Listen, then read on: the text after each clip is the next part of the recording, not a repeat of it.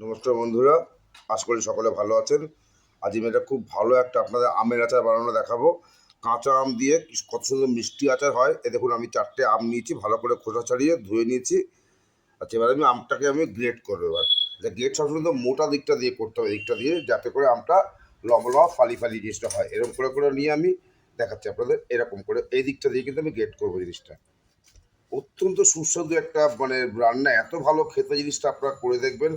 দেখুন, আমি এই দিক দিয়ে কিন্তু আমি গ্রেট করছি জিনিসটা, মোটা দিক দিয়ে, যাতে লম্বা লম্বা মতো আঁশগুলো বেরোয় লম্বা লম্বা। সেইভাবে আমি জিনিসটা গ্রেট করছি। বন্ধু, আমি কলাটা বসিয়ে দিয়েছি। কলার মধ্যে আমি এবার আমটা দিয়ে দিলাম। এটাকে আমি এবার ভালো করে নাড়তে হবে।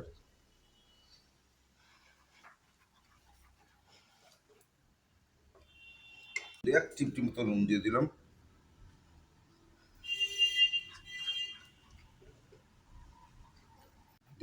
ছোট ছোট 2 টুকরো আমি দারচিনি দিয়ে দিলাম এর মধ্যে। সামান্য একটু ফুড কালার দেবো। এই দেখো, food colour, yellow food colour, খুব সামান্য, নাম মাত্র।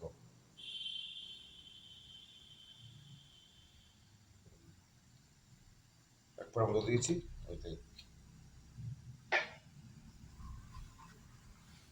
খাবেন, আমি 1 হাতা মতো চিনি দিলাম।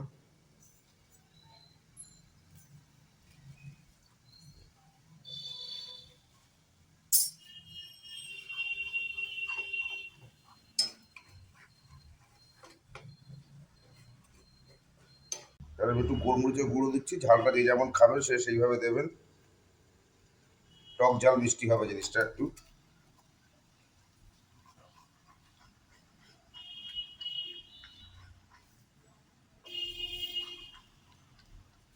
এবার 1 চামচ ভিনিগার দেবো, যাতে এটা যদি দেখে খাওয়া যায়, সেই কারণে আমি 1 চামচের মতন ভিনিগার দিচ্ছি। ভিনিগারটা দিয়ে সংরক্ষণ করে খাওয়া যাবে বলে ভিনিগারটা আমি দিলাম। আমি জিরে আর মৌরি ভেজে রেখেছিলাম, শুকনো খোলায় ভেজে, সেটা আমি 1 চামচ দিচ্ছি।